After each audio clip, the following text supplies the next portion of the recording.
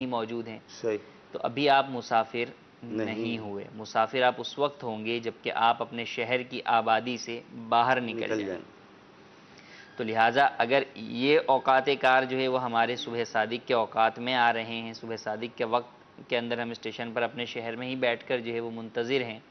یا ایئرپورٹ پر جو ہے وہ منتظر ہیں، انتظار میں ہیں، تو بہرحال اس دن کا روزہ چھوڑنے کے لیے یہ عذر نہیں بنے گا. اس دن کا روزہ بہرحال رکھنا ہی ہوگا.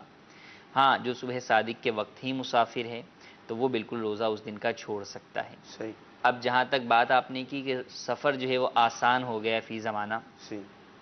تو سفر آسان بھی ہے اور بعض سفر فی الحال بھی فی زمانہ بھی جو ہے وہ تکلیف اور مشقت والے بھی ہیں. لیکن شریعت مطہرہ نے روزہ چھوڑنے کا مدار مسافر کے لیے مشقت یا تکلیف یا ان چیزوں پر نہیں رکھا، بلکہ ایک چیز پر رکھا کہ وہ مسافر شرعی ہونا اس کا ضروری ہے. اب وہ چاہے آرام دہ سفر کرے، چاہے تکلیف و مشقت والا کرے یا آسانی والا کرے، جو بھی کرے. ہاں، روزہ رکھنا اس کے لیے بہتر ہے جبکہ اس کے روزہ رکھنے کی وجہ سے جو اس کے ساتھ لوگ سفر کر رہے ہیں ان کو جو ہے وہ نقصان پہنچنے کا اندیشہ نہ ہو. تو ایسی صورت میں روزہ رکھنا جو ہے وہ اس کے لیے بہتر ہے کہ آرام دہ سفر ہے، پتہ ہے کہ سفر بھی ہو جائے گا اور روزہ بھی جو ہے وہ میرا ہو جائے گا، اس میں کوئی تکلیف و مشقت نہ مجھے اٹھانی پڑے گی نہ میرے ساتھ والوں کو اٹھانی پڑے گی. تو پھر روزہ رکھ لینا ہی بہتر ہے کہ ماہ رمضان میں دیگر لوگوں کی دیکھا دیکھی اور ایک ماحول کی وجہ سے روزہ رکھنا آسان ہوتا ہے. عام نفس کے اوپر جو ہے وہ عام دنوں کے اندر روزہ رکھنا بہرحال ایک مشکل ترین جو ہے وہ کام ہوتا ہے کہ لوگوں کا نفس جو ہے وہ اس چیز کی طرف مائل نہیں ہوتا. اللہ والے ہوتے تھے وہ تو پورا سال ہی جو ہے وہ مختلف اوقات پر ایام پر روزہ رکھا کرتے تھے، لیکن ہم اگر اپنی طبیعتوں اور حالتوں پر غور کریں تو ایسی کیفیت نہیں پاتے کہ عام دنوں کے اندر ہم جناب روزے قضا جو ہے وہ کر رہے ہیں اور اپنی دیگر تمام ایکٹیویٹیز بھی پوری کر رہے ہیں. اس کے اندر عموماً پھر مشکلات کا سامنا آتا ہے، پھر شیطان جو ہے وہ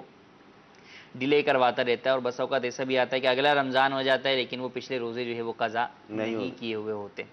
تو بہرحال کوشش یہی کی جائے کہ رمضان المبارک کا مہینہ ہے، مبارک مہینہ ہے، روزہ رکھ سکتے ہیں تو روزہ رکھ لیں. لیکن اگر کوئی نہیں بھی رکھتا تو گناہگار نہیں ہوگا. بعد میں بہرحال ان روزوں کی قضا اس کے اوپر لازم ہے اور حکم یہی ہے کہ جلد از جلد ادا کر لے. آپ معلوم کہ جو ہے وقت موت جو ہے وہ کب آ جائے، ورنہ کم از کم آنے والے رمضان سے پہلے تو لازمی طور پر اپنے قضا روزے ادا کر لیں.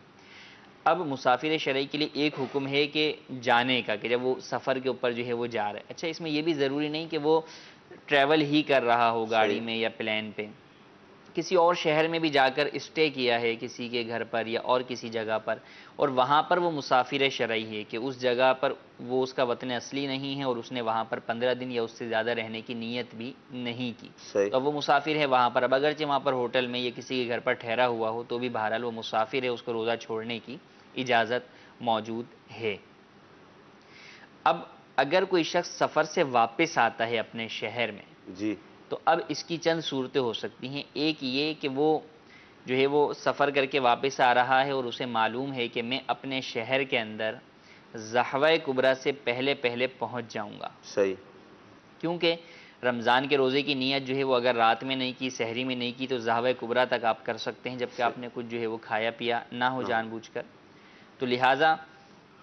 اگر اس کو یہ معلوم ہے کہ میں پہنچ جاؤں گا، مثلا مدینہ شریف سے آ رہا ہے، عمرے پر سے شخص آ رہا ہے اور پتہ ہے میں پہنچ جاؤں گا ضحوہ کبریٰ سے پہلے اپنے شہر کی حدود میں، تو اب وہ روزہ رکھے گا. حتیٰ کہ اگر اس نے کچھ نہیں کھایا اور یہاں پہنچ گیا تو اس کے اوپر واجب ہے کہ ضحوہ کبریٰ سے پہلے روزے کی نیت کر لے، اور اگر نہیں کرے گا تو اب یہ گناہگار ہوگا کہ اب اس پر اس دن کا روزہ رکھنا بہرحال فرض تھا. اور ایک یہ کہ اس کو یہ ہے کہ پہنچنا میں نے بعد میں ہے، ضحوہ کبریٰ کے بعد میں پہنچوں گا. ضحوہ کبریٰ جسے عوام زوال کا وقت کہتے ہیں،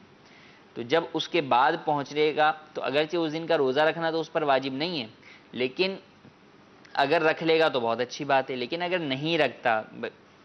دن کے شروع کا جو دن ہے اس کے اندر وہ کھاتا پیتا بھی رہتا ہے، ضحوہ کبریٰ کے بعد جو ہے وہ اپنے شہر میں پہنچ گیا، وہ اب جو بقیہ دن ہے یہ اس کو روزے دار کی طرح بغیر کھائے پیے گزارنا ہی واجب ہوگا. اس میں اس کو اس بات کی اجازت نہیں ہوگی کہ جناب چونکہ میرا روزہ نہیں تھا تو میں جو ہے وہ کھاؤں پیوں نہیں، بلکہ یہاں پر اب دیگر روزے داروں کے حقوق کا خیال بھی اس کے اوپر لازم ہوگا، اور اس کے لیے شرعی اعتبار سے حکم یہی ہوگا کہ بقیہ دن روزے دار کی طرح ہی یہ شخص گزارے. تو ان باتوں کا سفر کے اندر جو ہے وہ خیال رکھنا ضروری ہے. یہ تو تھا سفر میں روزے کے وجوب یا عدم وجوب سے متعلق جو ہے ہم بات کریں. اس کے علاوہ بھی اور کئی مسائل سفر میں جو ہے وہ روزے کے حوالے سے پیش آتے ہیں، خاص طور پر جو ہے وہ باہر سفر کرنے والوں کو کہ جناب سحری کس ٹائم کے مطابق کہاں پر کی اور کس جگہ پر جو ہے وہ افطار کر رہے ہیں، وہاں پر جو ہے وہ کیا صورتحال ہے. تو جس جگہ جو شخص موجود ہوگا وہیں کے سحر اور افطار کا اعتبار ہوگا. صحیح. اگر کوئی جو ہے وہ سحر کر کے جو ہے وہ نکلا ہے مدینہ شریف سے تو افطار پاکستان میں آ کر کرے گا تو پاکستان کے وقت کے مطابق ہی کرے گا، یہ نہیں ہوگا کہ جناب جو ہے وہ وہاں کے وقت کے مطابق کرے. ٹھیک ہے. یوں ہی اگر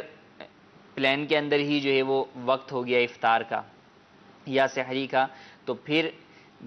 جس سطح کے اوپر وہ موجود ہے، جتنی بلندی پر موجود ہے اور جو نیچے جو ہے وہ ملک موجود ہے، تو اس اعتبار سے جب اس کو اس بات کا یقین ہو جائے گا کہ ہاں غروب آفتاب ہو گیا ہے، آفتاب ڈوب گیا ہے، صحیح. تو اب ایسی صورت کے اندر وہ روزہ افطار کر سکتا ہے. ہو سکتا ہے کہ وہ کسی ملک کے اوپر سے جا رہا ہو،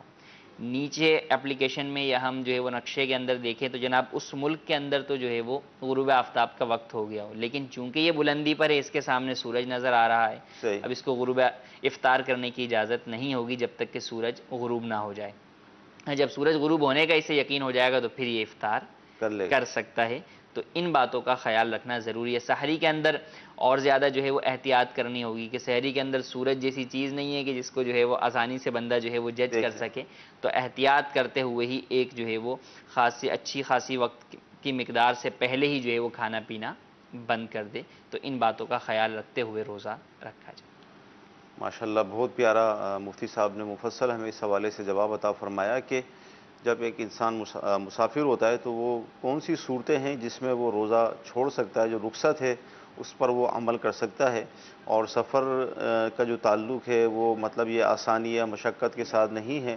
کوئی سا بھی سفر ہو، اس حوالے سے مفتی صاحب نے بیان فرمایا. ہاں اگر وہ محسوس کرتا ہے کہ روزہ میں رکھ لوں گا، گزار لوں گا، اتنا بڑا کوئی پرابلم نہیں ہے، تو بہتر یہ ہے کہ وہ روزہ رکھ لے، کیونکہ ایک ماحول بنا ہوا ہوتا ہے روزے رکھنے کا، تو آسانی کے ساتھ اس کا یہ فرض بھی ادا ہو جائے گا.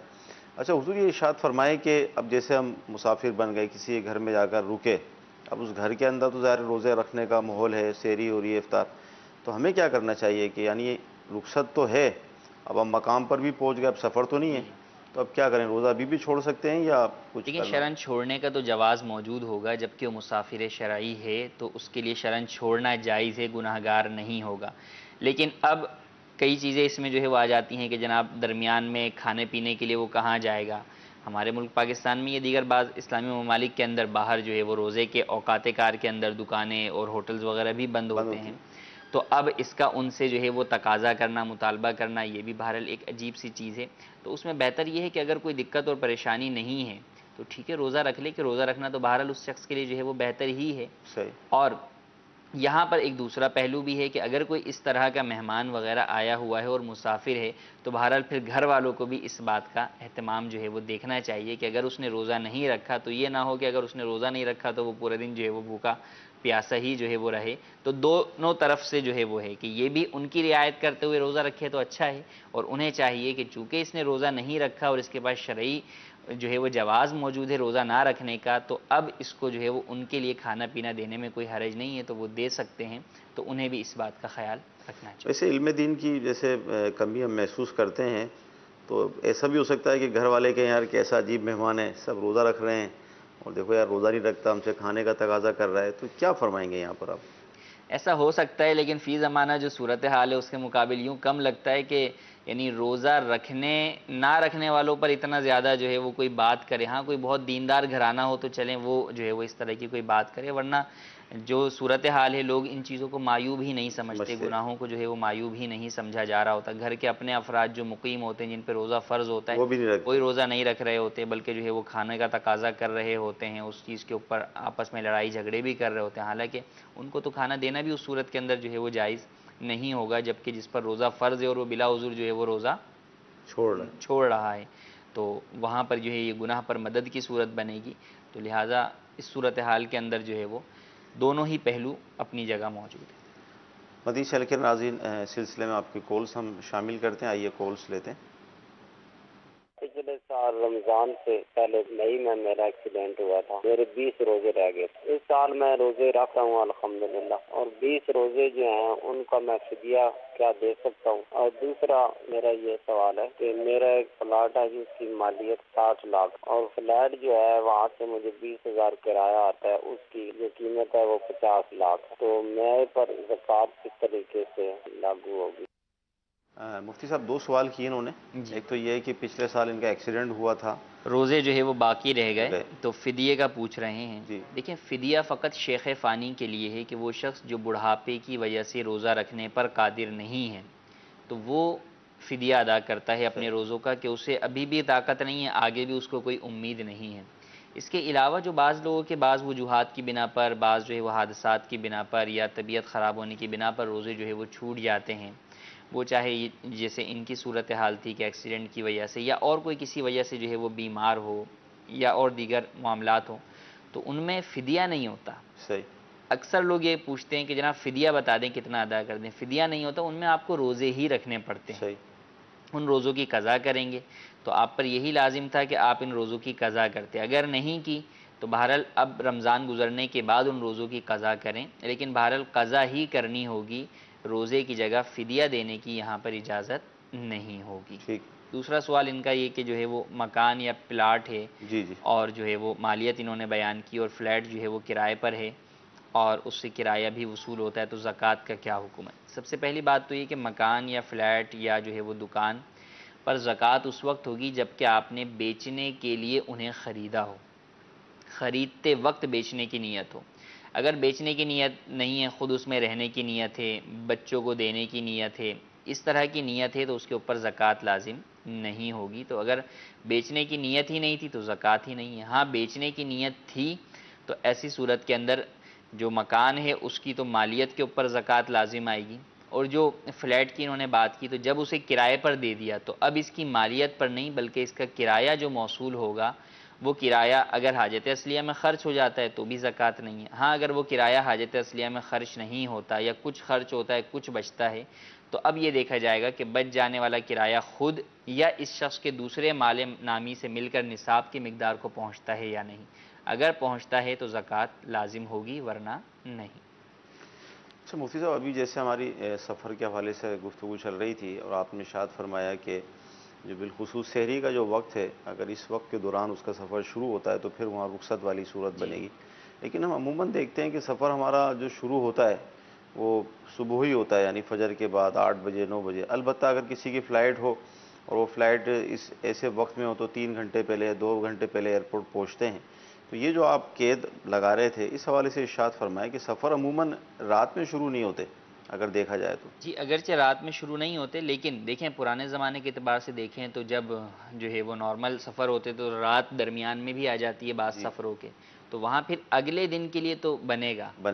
روزہ توڑنے کا عذر بنے، روزہ چھوڑنے کا عذر بنے گا۔ لیکن جو آج جب یہ مقیم ہے، صحیح، کیونکہ دار و مدار اس پر ہے کہ اس وقت اس کے اوپر روزہ لازم ہو رہا ہے، اس کی ادا جو ہے وہ روزے کی بعض ہیں وجوب کی شرائط، صحیح، بعض ہیں روزے کی ادائیگی کی شرائط۔ ادائیگی کی شرائط میں سے علماء نے 2 جو ہے وہ شرطیں بیان کی، ایک یہ کہ مریض نہ ہو، ایسا مریض نہ ہو کہ روزہ رکھنے کی سے جو ہے وہ عاجز ہو، اور دوسرا یہ کہ مسافر نہ ہو، مقیم ہو۔ تو اب جو وقت روزے کا شروع ہو رہا ہے، جس وقت صبح صادق کے وقت، اس وقت اس کے اوپر وجوب ادا کی شرائط پائی جا رہی ہیں کہ یہ مریض بھی نہیں ہے اور مسافر بھی نہیں ہے، ابھی تو بہرحال مقیم ہی ہے۔ صحیح، تو ابھی مقیم ہے تو ابھی حکم یہی ہے کہ یہ روزہ رکھے گا، اور جب روزہ رکھے گا تو لازمی سی بات ہے اسے پورا بھی کرے گا، کہ سفر جو ہے وہ روزہ چھوڑنے کے لیے تو عذر ہے، روزہ توڑنے کے لیے عذر نہیں ہے۔ تو اگر کسی نے روزہ رکھ لیا، اب درمیان میں سفر شروع ہو گیا درمیان دن کے اندر، تو اب روزہ توڑے گا نہیں۔ ہاں اگر واقعی اس سفر کے اندر کیفیت ایسی ہو گئی کہ جان پر جو ہے وہ پڑ گئی ہے، تو اب وہ ایک الگ چیز ہے کہ وہ تو پھر جو ہے وہ انسان کی حالت ایسی ہو گئی، بیماری ہو گئی یا اور کوئی جو ہے وہ ایسی چیز پیش آ گئی کہ اب جان پر بن پڑی ہے، تو اب روزہ جو ہے وہ چھوڑ رہا ہے، تو وہ ایک الگ کیفیت ہے۔ لیکن مطلقاً فقط روزہ جو ہے سفر جو ہے وہ روزہ توڑنے کے لیے عذر نہیں ہے۔ ہاں اگر بوقت صبح صادق سفر پایا جائے تو وہ روزہ چھوڑنے کے لیے عذر ہے۔ ٹھیک جی، مزید کالز دیجیے۔ اچھا مفتی ابھی ارشاد فرمائیں کہ جیسے دواؤں کے استعمال کے حوالے سے بھی ہم دیکھتے ہیں کہ لوگ سوالات کرتے ہیں، تو کان میں دوا ڈالنا روزے کی حالت میں یا آنکھ کے اندر، کیا فرمائیں گے؟ دیکھیں، آنکھ اور کان ڈائریکٹ تو منافذ نہیں ہے کہ ان کے ذریعے سے جو ہے وہ کوئی چیز جائے، لیکن اس میں جو ہے وہ علماء کا اختلاف جو ہے وہ رہا ہے، اور علماء نے جو ہے وہ دو طرح کے جو ہے وہ اقوال موجود ہیں۔ ایک پرانا قول تھا فقہ حنفی کا، اور اس کے مطابق یہی تھا کہ آنکھ میں دوا ڈالنے سے روزہ نہیں ٹوٹتا، ہاں کان میں ڈالنے سے جو ہے وہ روزہ ٹوٹ جاتا ہے۔ لیکن پھر جدید جو ہے وہ میڈیکل ریسرچ کے مطابق بعض علماء نے میڈیکل کی ریسرچ کے مطابق یہ دیکھا کہ جناب ان سے جو ہے وہ کان کا اگر پردہ سلامت ہو تو کان سے راستہ نہیں بنتا، البتہ آنکھ کا جو ہے وہ راستہ جو ہے وہ ناک کے ذریعے سے حلق میں جو ہے وہ اترتا ہے۔ تو پھر جدید ریسرچ کے مطابق علماء نے یہ حکم دیا کہ اس میں روزہ ٹوٹ جائے گا۔ دارالفتہ اہل سنت کا بھی موقف یہی ہے کہ کان میں اگر پردہ سلامت ہے تو دوا ڈالنے سے روزہ نہیں ٹوٹے گا، ہاں آنکھ میں ڈالنے سے روزہ ٹوٹ جائے گا۔ اب جب معاملہ جو ہے وہ علماء کے اختلاف اس طرح کا معاملہ ہو تو پھر اس کے اندر بہتر یہ ہے کہ احتیاط والی صورت کو اختیار کیا جائے۔ صحیح۔ تو اب احتیاط یہی ہے کہ جناب جو ہے وہ کان کے اندر بھی دوا ڈالنے سے جو ہے وہ اجتناب کیا جائے، اور آنکھ میں تو ویسے ہی ہم یہ بیان کر رہے ہیں کہ آنکھ میں ڈالنے سے روزہ جو ہے وہ ٹوٹ جائے گا، تو اس سے تو بچے ہی بچے، اور کان میں بھی حتی الامکان بچا جائے۔ اچھا، اسی طرح بھی جیسے سفر پر ہماری گفتگو چل رہی تھی، تو اب مسافر پر روزے کے حوالے سے تو رخصت کا بیان ہو گیا، اب نمازوں کے حوالے سے، نماز تراویح کے حوالے سے دیگر جو احکام ہیں جی، اس میں کیا حکم ہوگا؟ دیکھیں، نمازوں کے اندر تو مسافر کو قصر کی سہولت جو ہے وہ حاصل ہے کہ سفر کے دوران جو نمازیں آئیں گی تو ان میں ظہر، عصر اور عشاء کہ ان کے 4 فرضوں کی جگہ 2 جو ہے وہ فرض پڑھے گا، اور سفر اگر کنٹینیو ہے، جاری ہے، بس میں ہے، ٹرین میں ہے، تو اب اس کے اندر اس کو سنتیں چھوڑنے کی بھی جو ہے وہ اجازت ہے۔ ہاں جب کسی جگہ پر ٹھہر گیا ہے، کسی شہر میں جا کر اطمینان سے جو ہے وہ ٹھہر گیا تو اب وہاں پر سنتیں بھی ادا کرے گا۔ تو یہی تراویح کی بھی جو ہے وہ اجازت ہوگی کہ سفر جو ہے وہ کنٹینیو ہے، چل رہا ہے، تو تراویح بھی جو ہے وہ چھوڑ سکتا ہے۔ ہاں جب کسی شہر میں جا کر ٹھہر گیا ہے تو اب وہاں پر تراویح بھی ادا کرے گا اور سنتیں بھی ادا کرے گا۔ ہاں البتہ جو فرض ہیں ظہر، عصر اور عشاء کے، وہ 4 کی جگہ 2 ہی پڑے گا، جبکہ اکیلے ادا کرے۔ عمومی طور پہ ماہ رمضان کے اندر مسجدوں کی طرف رغبت ہوتی ہے اور لوگ باجماعت ہی نماز ادا کرتے ہیں، تو اگر مسافر بھی باجماعت نماز ادا کرے گا تو پھر امام کے پیچھے بہرحال وہ فرض بھی 4 ہی ادا کرے گا۔ اچھا، اسی طرح اب یہ کہ اس نے سفر جو اختیار کیا تو سفر کا بھی کوئی یعنی دنوں کے حساب سے کوئی مقدار ہے کہ وہ مسافر رہے گا، یا جب تک وہ وہاں پر رہے اور رخصت پر عمل کرتا رہے؟ لیکن سفر کی ابتدا کے لیے ہم نے کہا کہ شرعی مسافر ہو کہ 92 کلومیٹر کی مسافت پر جو ہے وہ نکلا ہو، اس ارادے سے نکلا ہو کہ متصلاً اسے اتنا سفر کرنا ہے۔ اب آگے جب کسی شہر میں جاتا ہے، وہاں پر ٹھہرتا ہے، تو اب جو ہے وہ 2 صورتیں ہیں کہ 15 دن یا اس سے زیادہ رہنے کا ارادہ ہے یا اس سے کم۔ اگر 15 دن یا اس سے کم رہنے کا ارادہ ہے تو مسافر ہے، 15 دن یا اس سے زیادہ رہنے کا ارادہ ہے تو اب وہ وہاں پر مقیم ہو گیا۔ اب وہاں پر اس کے اوپر جب مقیم ہو گیا تو روزہ بھی لازم ہوگا اس کے اوپر، نمازیں بھی پوری ہوں گی، تراویح بھی ہوگی، ساری چیزیں اس کے اوپر اسی طریقے سے پائی جائیں گی جس طرح اس کے اپنے شہر میں پائی جاتی ہیں۔ اچھا، یوں ہی سفر کیا اپنے شہر سے، لیکن جہاں دوسری جگہ جا رہا ہے وہ بھی اس کا وطن اصلی ہی ہے، وہ بھی اس کا اپنا ہی شہر ہے۔ مثلا ایک شہر کے اندر جو ہے وہ اس کی اپنی رہائش ہے، وہاں پر یہ مستقلاً جو ہے وہ ٹھہرا ہوا ہے، وہ اس کا وطن اصلی ہے، اور دوسرا بھی اس کا وطن اصلی ہے، آبا و اجداد والا جو ہے وہ گھر ہے، اور وہاں سے بھی اس نے جو ہے وہ اپنی ترک سکونت نہیں کی، وہاں سے بھی رہائش کو چھوڑا نہیں ہے، تو اب یہ دونوں اس کے وطن اصلی ہو گئے۔ تو وطن اصلی سے وطن اصلی میں جائے گا تو پھر 15 دن کی بھی قید نہیں، صحیح ہے۔ پھر 1 دن کے لیے بلکہ 1 گھنٹے کے لیے بھی جائے گا تو وہ وہاں پر مقیم ہوگا، اور وہاں پر اس کے وہی سارے احکام ہوں گے جو ایک مقیم کے لیے لازم ہوتے ہیں۔ صحیح، یعنی اس کے اندر وہ وطن اصلی اور وطن اقامت، جی، وطن اصلی سے مراد یہ کہ جس جگہ پر بندہ پیدا ہوتا ہے یا وہاں پر وہ رہنے کا پختہ ارادہ کر لیتا ہے۔ ایک تو یہ ہے کہ جاب کی وجہ سے یہاں پر رہ رہا ہوں، آج جاب ختم ہو جائے گی میں یہاں سے واپس چلا جاؤں گا، تو یہ وطن اصلی نہیں ہے، یہ وطن اقامت ہے کہ یہاں پر جب 15 دن یا اس سے زیادہ رہنے کی نیت کرے گا تو مقیم ہوگا، اس سے کم کی نیت ہوگی تو مسافر ہی رہے گا۔ اور وطن اصلی وہ کہ جہاں پر وہ جو ہے وہ والدین کے ساتھ جو ہے وہ پلا بڑھا، جو ہے وہ پیدا ہوا، وہیں پر پلا بڑھا۔ ایک یہ کہ جناب جو ہے وہ کسی اور شہر کے اندر جو ہے وہ شادی وغیرہ کر کے سیٹل ہو گیا اور وہیں ہمیشہ رہنے کا ارادہ کر لیا، تو یہ بھی وطن اصلی میں شمار ہوتا ہے۔ مدنی چینل کے ناظرین، ایک روزہ دار جب سفر کرتا ہے تو اس حوالے سے اس پر کیا کیا احکام لازم ہوتے ہیں اس حوالے سے ہماری گفتگو چل رہی ہے، اور بہت ہی زبردست مدنی پھول اور شریعت کے مسائل سیکھنے کو ہمیں مل رہے ہیں کہ وہ کون سی صورتیں ہیں کہ جس پر وہ روزہ چھوڑ سکتا ہے، اور وہ کون سی صورتیں ہیں کہ جس پر روزہ چھوڑنا اس پر لازم نہیں ہوگا بلکہ روزہ اس کو رکھنا ہوگا۔ پھر وطن اصلی، وطن اقامت اور 15 دن یا اس سے کم کی صورتیں بھی بیان کی گئیں۔ تو الحمدللہ عز و جل وہ سارے احکام ہیں کہ جو ہم پر سیکھنا ضروری ہیں، اور ظاہر رمضان کا مہینہ، اس کے روزے ہم پر فرض ہیں، تو یہ احکام سیکھنا بھی ہم پر فرض ہیں تاکہ ہم شریعت کے مطابق اپنے اس مہینے کو گزاریں اور روزے بھی شریعت کے مطابق رکھنے میں کامیاب ہو اور جائیں۔ اس میں تو دیکھیں اس بات کا بھی خیال رکھنا چاہیے کہ خاص طور پہ ماہ رمضان میں جو سفر کرنے والے افراد ہیں انہیں چاہیے کہ وہ اپنا جو ہے وہ سفر سے متعلقہ جو اس طرح کے مسائل ہیں وہ بھی سیکھیں، خاص طور پہ سحر و افطار کی ٹائمنگز کے حوالے سے جب انہیں معلوم ہے کہ جناب یہ شہر جو ہے وہ میرے راستے میں آ رہے ہیں، تو ان کی وہ ٹائمنگز جو ہے وہ نکال کر جو ہے وہ اپنے پاس رکھ سکتے ہیں، دیکھ سکتے ہیں۔ یوں ہی سحر و افطار کے حوالے سے بھی جو ہے وہ ہماری مجلس توقید کے ذریعے سے بھی وہ معلوم کر سکتے ہیں کہ کیا کیا جو ہے وہ کب جو ہے وہ سحر کی صورت کریں گے، کب افطار والی صورت جو ہے وہ اختیار کریں گے۔ تو یہ بسا اوقات جب ممالک کا جو ہے وہ یہ ہوتا ہے نا سفر ہوتا ہے، تو اس میں کافی جو ہے وہ اپ ڈاؤن ہو جاتا ہے، خاص طور پر جو ہے وہ یورپ وغیرہ کے اندر اگر یورپ سے جو ہے وہ آپ جو ہے وہ ایشیا کی طرف آئیں تو کافی جو ہے وہ ٹائمنگز میں اوقات کار میں جو ہے وہ فرق آ جاتا ہے۔ تو یہ ساری چیزیں جاننا اور سیکھنا بہرحال جب ایک شخص جو ہے وہ جا رہا ہے جی، تو اس کے لیے ضروری ہیں، تو ان باتوں کا خاص طور پہ خیال رکھنا بے حد ضروری ہے۔ مدی چینل کے ناظرین، آئیے مزید آپ کی کورس لیتے ہیں۔ جی مفتی صاحب سے سوال ہے کہ روزے کی حالت میں ناخن اور بال وغیرہ کاٹ سکتے ہیں؟ یہ مسئلہ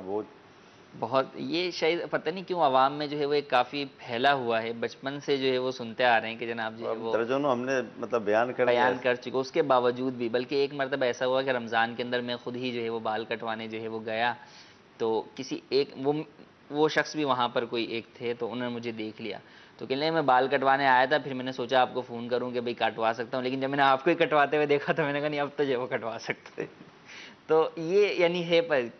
کہ لوگ سمجھتے ہیں کہ بھئی ناخن جو ہے وہ، حالانکہ ناخن کا بھی روزہ ہوتا ہے نا۔ ہاں ناخن کا بھی روزہ، حالانکہ یہ کہ روزہ تو اس چیز سے ٹوٹتا ہے جو داخل ہو اندر، جو چیز باہر ہی ہے یا باہر نکل رہی ہے اس سے روزہ جو ہے وہ نہیں ٹوٹتا۔ تو ایک عمومی جو قاعدہ ہے کہ اب ناخن جو ہے وہ آپ کاٹ رہے ہیں تو اس سے روزے پہ فرق نہیں پڑے گا، یوں ہی بال اگر جو ہے وہ کاٹتے ہیں تو اس سے بھی روزے پر فرق نہیں پڑے گا، اسے تیل لگانے سے، اسی طرح تیل لگانے سے، کرنے سے، عطر لگانے سے، ان سے روزے پر فرق نہیں پڑے۔ جی اگلی کال۔ میں ناصر اتاری کشمیر سے عرض کر رہا ہوں، میرا آپ سے یہ سوال ہے، اگر دورانی روزہ کہیں جگہ خون آ جائے روزے ٹوٹ جاتے ہیں یا نہیں؟ جی کیا فرماتے؟ دوران روزہ خون آ جائے، جسم سے خون نکلنے سے تو روزہ نہیں ٹوٹتا، ہاں اگر منہ سے جو ہے وہ خون نکلا، دانتوں سے خون نکلا اور وہ نکل کر حلق سے نیچے اترے گا تو روزہ ٹوٹ جائے گا، ورنہ روزہ نہیں ٹوٹے گا۔ کچھ ایس ایم ایس بھی ہم شامل سلسلہ کرتے ہیں، میرے ذہن میں بہت زیادہ مطلب خیالات آتے ہیں عجیب و غریب قسم کے، تو اس حوالے سے فرمائے کہ اس پہ میرے ایمان پر کیا اثر پڑے گا؟ اللہ تبارک و تعالیٰ ان کو اس بیماری سے نجات عطا فرمائے، یہ جو ہے وہ وسوسے کی بیماری ہے، اور جس شخص کو جو ہے وہ لگ جائے تو کافی مصیبت کے اندر وہ شخص آ جاتا ہے، اور خاص طور پر یہ ایمان کے حوالے سے، عقائد و نظریات کے حوالے سے، اللہ تبارک و تعالیٰ کی ذات و صفات یا نبی کریم صلی اللہ علیہ وسلم کی مبارک ذات سے متعلق جو برے خیالات شیطان جو ہے وہ دل میں لے کر آتا ہے یا وسوسے ڈالتا ہے، ان سے ایمان پر فرق نہیں پڑتا، بلکہ فرمایا کہ ان چیزوں کا ذہن میں آنا اور بندے کا اسے اپنے زبان سے نہ نکالنا، یہی جو ہے وہ ایمان کے اوپر علامت اور دلیل ہے کہ اس کا ایمان ہی اس بات کی اجازت نہیں دے رہا کہ یار یہ بات میں زبان سے بھی کہوں۔ تو ان کے لیے ایک تو امیر اہل سنت کا رسالہ وسوسے اور ان کا علاج، اس کا مطالعہ کریں اور اس میں دیے گئے علاج پر عمل کریں، اور سب سے بہتر حل اس کا یہی ہے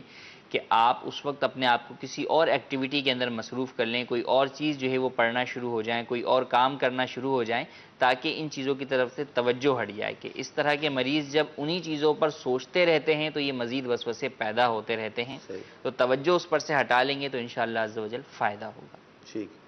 جی اگلی کال۔ مفتی صاحب کی بارگاہ میں سوال عرض ہے کہ جس کا کپڑا وغیرہ کا کاروبار ہے تو زکوٰۃ کے لیے پیسہ ہی نکالنا ہوگا کہ کپڑا کا بھی زکوٰۃ نکال سکتے ہیں؟ مال ہی دیں یا مطلب زکوٰۃ میں دیکھیں مال کا مالک کرنا ہے تو مال جو ہے وہ کپڑا بھی مال ہے، صحیح، تو اسی طرح راشن بھی مال ہے، جس کی جو بھی دکان ہے، تو اگر وہ اپنی دکان کا مال ہی جو ہے وہ ڈائریکٹ ہی زکوٰۃ کے اندر ادا کرتا ہے تو ادا کر سکتا ہے۔ ہاں، اب قیمت کون سی لگائے گا، صحیح، یہ دار و مدار ہوگا کہ مثال کے طور پہ اس کے اوپر جو ہے وہ 50,000 جو ہے وہ زکوٰۃ لازم ہوئی مالیت، تو اب وہ اپنے حساب سے اپنے مال کے ریٹ لگا لے کہ جناب 20 والی چیز کے 25 روپے ریٹ لگا کر جو ہے جناب میں نے اتنی زکوٰۃ دے دی، نہیں، یوں نہیں، بلکہ مارکیٹ میں اس کی ویلیو کیا ہے اس کو دیکھا جائے گا۔ مثال کے طور پہ ایک کپڑا ہے، ایک سوٹ جو ہے وہ نارمل اگر مارکیٹ ویلیو کی آپ بات کریں تو جناب وہ جو ہے وہ 1200 روپے کا سوٹ ہے، لیکن دکاندار پر ہوتا ہے، کسی گاہک کو 1200 میں دیتے ہیں، کسی کو 1500 میں، کسی کو 1800 کے اندر، مختلف جیسا جو ہے وہ گاہک لگ گیا۔ تو اب وہ جب زکوٰۃ کا مال اپنا نکالنے لگے تو وہ اس کو 1800 کے حساب سے کاؤنٹ کر کے نکالے گا، نہیں، ایسا نہیں ہے، یہ دیکھا جائے گا کہ بھئی نارمل ورتھ اس کی کیا ہے، ویلیو اس کی کیا ہے، نارمل کہ مارکیٹ کے اندر اس کی ویلیو کیا ہے۔ تو اب اگر وہ 1500 ہے تو 1500 کے اعتبار سے پھر جو ہے وہ آپ اپنی زکوٰۃ کو کیلکولیٹ کریں گے، اگرچہ آپ اسے 1200 میں بھی دے دیتے ہیں لیکن ایکچول پرائز اس کے جو مارکیٹ ویلیو ہیں وہ 1200 نہیں ہے، وہ 1500 ہے۔ ہاں کوئی بہت جاننے والا آ گیا تو آپ ڈسکاؤنٹ میں اس کو جو ہے 1200 میں بھی دے دیتے ہیں، بس اوقات بندہ اپنی خرید میں بھی دے دیتا ہے۔ تو یہ ضروری نہیں ہے کہ آپ کس میں دے رہے ہیں، بات یہ دیکھی جائے گی کہ اس چیز کی اپنی ورتھ اور اس کی ویلیو کیا ہے، تو مارکیٹ ویلیو جو اس کی ہوگی اس کے مطابق دیں۔ جہاں پر شک و شبہ ہو تو آپ کم والی جانب کو اختیار کریں تاکہ آپ کی جانب سے زیادہ مال زکوٰۃ میں چلا جائے، اس میں لازم ہونے والا کوئی مال آپ کے اپنے مال میں نہ رہ جائے، کیونکہ زکوٰۃ کا مال جس مال میں باقی رہ جاتا ہے وہ اسے ہلاک کر دیتا ہے اور جس میں سے نکل جاتا ہے اسے پاک کر دیتا ہے۔ بہت پیاری بات ارشاد فرمائی کہ اگر زکوٰۃ کا مال رہ گیا جو ادا کرنا تھا تو دوسرے مال کو بھی ہلاک کرنے کا سبب بنے گا، اور زکوٰۃ مال کا میل ہوا کرتی ہے، تو لہٰذا کوشش کر کے زکوٰۃ کو یعنی جو بنتی ہے اس سے تھوڑا زیادہ ہی آپ دے دیں تاکہ ہماری طرف سے چلا جائے، ہماری طرف نکلنا نہیں چاہیے۔ ایس ایم ایس لیں گے، حضور یہ ارشاد فرمائیں کہ ایکسیڈنٹ کی وجہ سے بلڈ جو ہے وہ کافی نکلا، تو کیا اس سے میرا روزہ ٹوٹ جائے گا؟ خون نکلنے سے روزہ نہیں ٹوٹے گا، تو لہٰذا روزہ نہیں ٹوٹے گا۔ ہمارے نعمان بھائی ہیں، اللہ تعالیٰ ان کو شفا عطا فرمائے، سر میں مہندی لگانے سے روزے پہ کیا اثر پڑے گا؟ سر میں مہندی لگانے سے بھی روزے پر کوئی فرق نہیں پڑے گا، لگا سکتے ہیں۔ ٹھیک جی، مزید کالس؟ میرا سوال یہ ہے کہ اکثر لوگ روزہ رکھتے ہیں، روزہ جب بہت زیادہ لگتا ہے تو وہ کپڑوں سمیت نہا لیتے ہیں، کیا ایسا کرنا درست ہے کہ نہیں؟ جس طرح کا صاحب بالکل جی، بار بار نہانا یا نہا سکتے ہیں روزے کی حالت میں، اس میں حرج نہیں ہے، نہانے میں یا بار بار جو ہے وہ پانی جو ہے وہ سر پر ڈالنے میں حرج نہیں ہے، بلکہ روزے پر قوت حاصل کرنے کے لیے اگر کوئی یہ کر رہا ہے کہ یار بس میرا روزہ جو ہے میں اس کیفیت میں نہ چلے جاؤں کہ خدا نخواستہ میرا روزہ ٹوٹنے والی کیفیت پہ چلے جائے، تو اپنے روزے کو بچانے کے لیے جو اس طرح کے اقدامات کرے گا تو یہ احسن اقدامات ہیں، اچھی نیت کے ساتھ ثواب کا بھی مستحق ہوگا۔ ہاں، یہ فرمایا کہ روزے کہ یہ عبادت ہے، اس سے پریشانی کا اظہار کرنے کے لیے اگر کوئی جو ہے وہ اس طرح بھیگا کپڑا جو ہے وہ لپیٹتا ہے تو یہ جو ہے وہ منع ہے کہ روزہ ایک عبادت ہے اور عبادت سے دل تنگ نہیں ہونا چاہیے اور اس کا اظہار بھی نہیں ہونا چاہیے، تو اس اعتبار سے منع ہے۔ عام طور پر ایسا ہوتا بھی نہیں ہے، یہی ہے کہ کسی نہ کسی طریقے سے روزہ اچھے طریقے سے پورا ہو جائے، رکھا ہے تو کہیں ایسا نہ ہو کہ میں جو ہے وہ بیمار پڑ جاؤں اور روزہ توڑنے کی طرف جو ہے وہ کیفیت بن جائے، تو اس سے بچنے کے لیے، روزہ ٹوٹ نہ جائے اس سے بچنے کے لیے ایسے اقدامات کرنا بالکل جائز ہے۔ یہ جو ایک نفسیاتی اثر ہوتا ہے کہ روزے میں وقت پاس نہیں ہو رہا، وقت نہیں گزر رہا، جی، اس کا کوئی حل بتائیں۔ دیکھیں ماہ رمضان میں تو وقت میں برکت ہوتی ہے ایک اعتبار سے، یوں کہ کھانے پینے اور دیگر اس طرح کی ساری چیزیں جو ہم عام دنوں میں کر رہے ہوتے ہیں جب وہ ختم ہو جاتی ہیں تو وہ سارا وقت جو ہے وہ بچ جاتا ہے، ایک یہ وجہ ہے۔ دوسرا یہ کہ الحمدللہ ماہ رمضان جو ہے مسلمان کو تقوی کی طرف لے کر آتا ہے، تو مسلمان فضولیات سے، گناہوں سے بھی اپنے آپ کو بچا لیتا ہے، یہ بھی وقت بچ جاتا ہے۔ اب یہ سارا وقت تو بچا لیا، اب ہم اسے کہاں استعمال کریں؟ تو اب یا تو بعض لوگ جو ہے وہ شیطان کے جو ہے وہ باتوں میں آ کر اس وقت کو دوبارہ اسی طرح کے کاموں میں استعمال کرنے لگ جاتے ہیں جو کہ تقوی کے خلاف ہے۔ صحیح۔ تو اصل تو یہ ہے کہ ماہ رمضان ماہ قرآن ہے، ماہ رمضان جو ہے وہ رحمتوں کا مہینہ ہے، مغفرت کا مہینہ ہے، جہنم سے آزادی کا مہینہ ہے، تو اس کے لیے کوشش کی جائے۔ تو ٹارگٹ بناتے ہیں لوگ جو ہے وہ، جیسے ابھی بیوپاری جو لوگ ہیں وہ اپنا ٹارگیٹ بنایا ہوا ہے پورے سال کے بھئی ماہ رمضان میں اتنی انکم جو ہے وہ کرنی ہے، اتنا مال بیچنا ہے، اتنا ٹارگیٹ اچیو کرنا ہے، تو کیوں نہ ایک مسلمان جو ہے وہ عبادت کے حوالے سے ماہ رمضان کے اندر اپنا ایک ٹارگیٹ بنائے کہ میرے کو کم از کم 3 قرآن مجید جو ہے وہ ختم کرنے ہیں، ہر عشرے میں 1 قرآن مجید کا میں ختم کروں، سبحان اللہ. چلیں 3 نہیں کر سکتا، 1 ہی جو ہے وہ میں قرآن کریم جو ہے وہ ختم کروں، روزانہ جو ہے وہ کم از کم جو ہے وہ 313 بار درود پاک پڑھوں. تو یوں اپنے اوقات کو جو وقت ہمیں مل رہا ہے، اور نہ صرف وقت مل رہا ہے بلکہ اللہ عز و جل کی توفیق بھی جو ہے وہ ساتھ ہے، ماحول بھی ہے کہ رمضان کا ایک ماحول ہے کہ رمضان کا ماحول بہت سارے لوگوں کو عبادت کی طرف ابھارتا ہے کہ یار، یعنی وہ نہ بھی کرنے والا کہتا ہے کہ نہیں یار یہ کام جو ہے وہ کر لیتا ہوں. تو ایک ماحول سے جو ہے وہ بڑا فرق پڑتا ہے. تو اب بات یہ ہے کہ آپ اپنے آپ کو خود کتنا جو ہے موٹیویٹ کرتے ہیں اس چیز کی طرف کہ آپ نے عبادت کرنی ہے. جب آپ اپنے آپ کو موٹیویٹ کریں گے تو بالکل جو ہے وہ عبادت کے بہت سارے مواقع ماہ رمضان کے اندر موجود ہیں، تو یہ وقت اس طرح گزر جائے گا کہ پتہ بھی نہیں چلے گا. جیسے تراویح کو آپ لے لیں کہ تراویح 1 یا 1.5 گھنٹے کے اندر جو ہے وہ ادا ہوتی ہے، تو اب جو اپنے اوپر بوجھ رکھ کر جو ہے وہ ادا کر رہا ہے تو وہ تو ہر 2 رکعت کے بعد یہی دیکھ رہا ہے کہ کتنا وقت باقی ہے اور کتنی رکعتیں باقی ہیں. اور جو قرآن کریم کی تلاوت کی لذت سے جو ہے وہ آشنا ہو رہا ہے اور اس کا جو لطف اٹھا رہا ہے، تو اس کے لیے تراویح مکمل بھی ہو جاتی ہے، تو اسے معلوم نہیں چلتا کہ جناب کتنا وقت گزر گیا اور تراویح جو ہے وہ مکمل ہو گئی ہے. تو یوں ہی ہم دیگر چیزوں کے اندر بھی دیکھ لیں کہ اپنے ماہ رمضان المبارک کے اوقات کار کو، جتنے بھی فارغ اوقات ہیں ان کو ہم عبادت کے اندر جو ہے وہ مصروف رکھیں. جب مصروف رکھیں گے تو انشاءاللہ عز و جل وقت جو ہے وہ گزرے گا اور ہمیں پتہ بھی نہیں چلے گا. بہت پیاری بات ارشاد فرمائی کہ ہم رمضان شریف کے مہینے میں اپنا ایک جدول بنائیں اور کچھ اہداف ٹارگٹس جو ہے وہ اپنے لیے طے کریں کہ ہمیں اتنے قرآن پڑھ لیں، اتنے درود پاک پڑھ لیں. اور حقیقت یہ ہے کہ جو اللہ کے نیک بندے ہوتے ہیں نا، جب ان سے بات کی جائے تو وہ یہ کہتے ہیں کہ یار رمضان کا مہینہ ہاتھ میں نہیں آ رہا، ہم کچھ کر نہیں پا رہے. یعنی بڑی اسپیڈ سے رمضان کا مہینہ گزر رہا ہے اور آپ کے سامنے ہی ہے کہ آج 7واں روزہ ہے اور ہم رمضان کا کل تک انتظار کر رہے تھے اور کل پورے 8 دن ہو جائیں گے. تو حقیقت یہ ہے کہ جو اللہ کے نیک بندے ہوتے ہیں، جن کے ظاہر جو نیک بندے ہوتے ہیں ان کے اہداف مقرر ہوتے ہیں، روزے کے ساتھ ساتھ قرآن کی تلاوت کا، دیگر نوافل اور عبادت کا. اور جو اس طرح کے اہداف مقرر نہیں کرتے، فقط روزہ رکھتے ہیں، یہ بھی ایک بہت بڑی سعادت ہے کہ اللہ جسے توفیق دے روزہ رکھنے کی، تو ان کے اہداف نہیں ہوتے تو ان کے لیے ٹائم گزارنا پھر مشکل ہوتا ہے. تو پھر وہ کرکٹ بھی کھیلتے ہیں، نہ جانے کیسے کیسے گناہوں کا سہارا لے کر اپنا روزہ وہ یوں خراب بھی کرتے ہیں اور مطلب اس طرح روزہ گزارتے ہیں. تو کوشش کریں اس کے ایک ایک لمحے کی قدر کریں، یقین کریں یہ اتنی بڑی نعمت ہے رمضان کا مہینہ کہ ہمیں اس کا اندازہ نہیں. خود فرمان مصطفیٰ علیہ الصلوۃ والسلام ملتا ہے کہ اگر بندے جانتے کہ رمضان کا مہینہ کیا ہے تو وہ یہ تمنا کرتے کہ پورا سال رمضان ہوتا. تو اس لیے کوشش کر کے اس کے اندر امام اعظم ابو حنیفہ رحمۃ اللہ تعالیٰ علیہ 61 قرآن پڑھا کرتے تھے، تو ہم 1 پڑھ سکتے ہیں، 2 پڑھ سکتے ہیں، 3 پڑھ سکتے ہیں. اس طرح اگر اہداف مقرر کریں گے تو انشاءاللہ بہت اچھا آپ کا رمضان کا مہینہ گزرے گا. اور یہ بھی آپ کو مدنی مشورہ عرض کیا جائے گا کہ آپ مدنی چینل کے ساتھ رمضان گزاریں، کہ جو سلسلے آ رہے ہیں اگر آپ اپنے گھر کے اندر اگر چھٹیوں پر ہیں یا جو بھی ایسی صورت بنتی ہے تو آپ چینل آن کر لیں، مدنی چینل. انشاءاللہ عز و جل مدنی مذاکرے ہو رہے ہیں، اسی طرح دارالفتہ اہل سنت کے سلسلہ آپ دیکھ رہے ہیں، اور بھی اس کے بعد جو سلسلہ ہوگا اس کے اندر بھی کوئی نہ کوئی موضوع ہوتا ہے، بہت کچھ سیکھنے کو ملتا ہے. تو انشاءاللہ ایک اچھا آپ کا وقت یعنی عبادت کے اندر پاس ہوگا اور بہت کچھ سیکھنے کو آپ کو ملے گا. جی مزید کالس لیں گے ہم.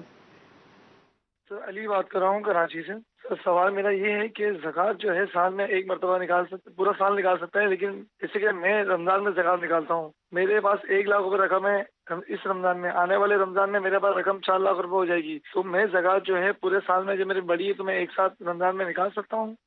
جی ایک تو یہ ارشاد فرمائے کہ رمضان میں ہی نکالیں، اور یہ کہ ایڈوانس میں بھی نکال سکتے ہیں. دیکھیں زکوٰۃ رمضان میں نکالنا ضروری نہیں ہے، زکوٰۃ جو ہے وہ سال پورا ہونے پر نکالی جاتی ہے. اب جس شخص کا سال جب پورا ہو، جی اور سال سے مراد قمری سال یعنی اسلامی سال، تو اگر کوئی شخص صاحب نصاب محرم میں ہوا تو اس کا نصاب آئندہ محرم میں اس کا سال پورا ہوگا نصاب کا، کوئی رمضان میں ہوا تو اس کا رمضان میں ہوگا. اب اگر کسی کا شوال میں ہو رہا ہے یا جو ہے وہ شوال نہیں، آپ مثال کے طور پہ شعبان میں ہو رہا ہے، اب وہ کہہ نہیں میں ماہ رمضان میں دوں گا، تو ایسا اس کا کرنا جائز نہیں، کیونکہ شعبان میں جب زکوٰۃ فرض ہو گئی تو اب تاخیر کرنا، لیٹ کرنا یہ جائز نہیں ہے. ہاں یہ ہو سکتا ہے کہ شعبان میں ادا کر دے اور آئندہ سال کی زکوٰۃ ماہ رمضان کے اندر ایڈوانس کے اندر جو ہے وہ ادا کر دے، تو ایڈوانس کے اندر زکوٰۃ ادا کی جا سکتی ہے. بس فرق اس بات کا خیال رکھنا ہوتا ہے کہ جب آپ ایڈوانس میں زکوٰۃ دیتے ہیں تو جب ایکچول سال آتا ہے تو آپ کو اس وقت جو ہے وہ دیکھنا ہوتا ہے کہ آپ کے پاس کتنا مال ہے، آیا جتنا مال ہے اس کی جتنی زکوٰۃ بنتی ہے آپ اتنی ادا کر چکے ہیں؟ اگر اتنی ادا کر چکے ہیں تو ٹھیک ہے، اگر کچھ کمی بیشی ہے تو جو کمی ہے اسے فوری طور پہ ادا کر دیجئے صحیح، تاکہ آپ زکوٰۃ کی ادائیگی کے عہدے سے بری الذمہ ہو سکے۔ ٹھیک ہے جی، اگلی کال۔ سوال یہ ہے کہ یہ جو سنت اعتکاف آ رہا ہے اس میں ہم یہ آ رہا ہے میرا رمضان کو، کیا میں رمضان اعتکاف میں بیٹھ کر پیپر دے سکتا ہوں؟ جی کیا فرمائیں؟ اعتکاف میں بیٹھ کر، کچھ انہوں نے واضح نہیں تھا سوال۔ اچھا، اعتکاف میں بیٹھ کر پیپر دے سکتا ہوں، کوئی دنیاوی ان کا شاید پیپرز وغیرہ ہوں گے۔ اچھا دیکھیں، ماہ رمضان کے اندر جو اعتکاف ہے پورے مہینے کا بھی ہے، اور خاص طور پر سنت موقدہ اعتکاف جو ہے وہ آخری 10 دنوں کا ہے، تو اس کے اندر زیادہ سے زیادہ عبادت جو ہے وہ کرنی چاہیے۔ اللہ تبارک و تعالیٰ کے گھر پر حاضر ہیں تو رب تعالیٰ کی بارگاہ میں حاضر ہو کر اس کو راضی کرنے والے کام کرنے چاہیے، دنیاوی کاموں سے حتی الامکان بچنا ہی چاہیے۔ اب پیپر کس قسم کے ہیں، کیا انداز ہے؟ اگر عمومی طور پر پیپر تو گھر پر نہیں ہوتے، وہ تو جا کر ہی ہوتے ہیں، جی جی، تو اگر ان کی یہ مراد ہے کہ اعتکاف سے اٹھ کر جا کر پیپر دینا، تو اس کی تو ہرگز اجازت نہیں ہوگی، اعتکاف ہی ٹوٹ جائے گا۔ پھر ان کا پیپر ہے تو پھر یہ اعتکاف کے اندر جو ہے وہ نہ بیٹھیں، لیکن بہرحال اعتکاف کے اندر پیپر دینے کے لیے جانے کی اجازت نہیں ہوگی۔ اور اگر جو ہے وہ وہیں پر ہی بیٹھ کر پیپر دینا ہے تو اس کا کیا انداز ہوگا، کیا معاملہ ہوگا، یہ اچھا نفلی اعتکاف اگر کر لیتے ہیں اور پھر پیپرز کے لیے جاتے ہیں، لیکن پھر یہ کہ پیپر کی تیاری بھی مسجد میں ہی ہاں، ہوگی۔ پیپر کی تیاری مسجد میں ہوگی۔ پھر ہر طرح کا جو لٹریچر ہے وہ بھی کئی معاملات کے اندر وہ نا کہ غیر شرعی لٹریچر ہے، پھر کتاب کے اندر تصویریں جو ہے وہ جانداروں کی موجود ہیں، جی، تو اب مسجد میں جانداروں کی تصاویر لانا، دیگر نمازی نماز پڑھ رہے ہوں، تو یہ کئی چیزیں جو ہے وہ ایسی آ جاتی ہیں کہ جس کی وجہ سے اس چیز سے بچنا ہی بہتر ہے۔ ٹھیک ہے۔ افطار کی جو دعا ہوتی ہے حضور، وہ کب پڑھی جاتی ہے؟ ایسے میں سے ہے افطار کی دعا پڑھی تو ہمارے یہاں افطار سے پہلے جاتی ہے، یعنی کھجور ہاتھ میں پکڑ کر پڑھتے ہیں پھر کھاتے ہیں، لیکن پڑھنی کب چاہیے؟ تو افطار کے بعد پڑھنی چاہیے۔ صحیح، سنت یہی ہے کہ پہلے آپ افطار کر لیں پانی سے یا کھجور سے، اور اس کے بعد پھر آپ افطار کی دعا پڑھیں۔ یعنی بسم اللہ شریف پڑھ کر روزہ افطار کر لیں، جی اور روزہ افطار کرنے کے بعد پھر اس کی دعا پڑھیں۔ اگر اس کے ترجمے پہ بھی مدنی چینل کے ناظرین آپ غور کریں گے تو یہ بات سمجھ میں آئے گی کہ اس کے اندر اس کا ترجمہ یہی ہے کہ روزہ افطار کیا تو کرنے کے بعد ہی یہ دعا پڑھی جاتی ہے۔ خیر رائج ہمارے یہاں یہ ہے کہ ہم پہلے پڑھ لیتے ہیں، تو الحمدللہ یہ بتایا جا رہا ہے کہ یہ دعا ہمیں بعد میں پڑھنی چاہیے۔ جی مزید کورس لیں گے؟ مفتی صاحب سے عرض یہ ہے کہ میری بچی ہے جو گونگی بھی ہے بہری بھی ہے، لیکن وہ بالغ ہو چکی ہے، تو آیا اس پر روزہ فرض ہوگا یا نہیں ہوگا؟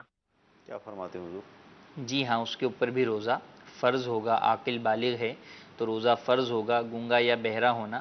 یہ روزہ چھوڑنے کے لیے جو ہے وہ عذر نہیں ہے، تو لہٰذا اسے جو ہے وہ روزہ رکھوایا جائے۔ اچھا، ایک ایس ایم ایس یہ ہے کہ بعض اوقات ایسا ہوتا ہے کہ جیسے والدین جو ہیں وہ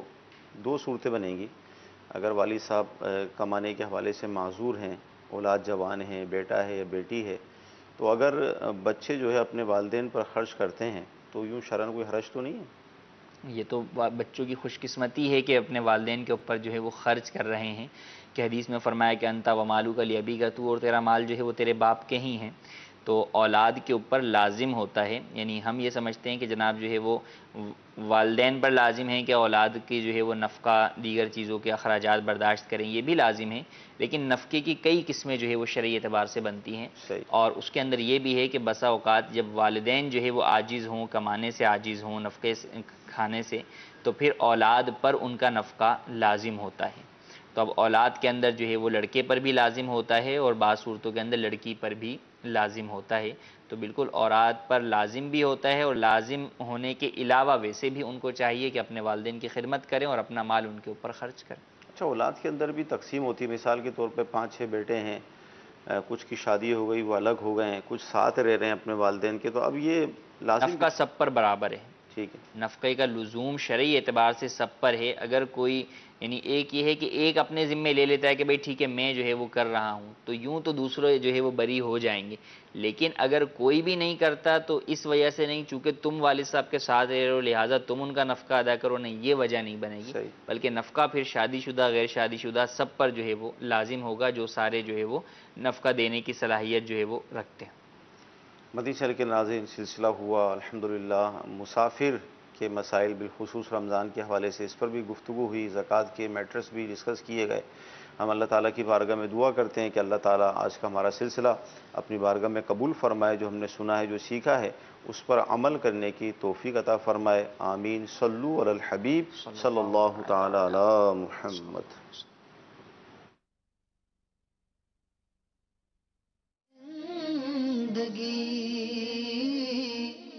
آؤ علماء سے پوچھ لیں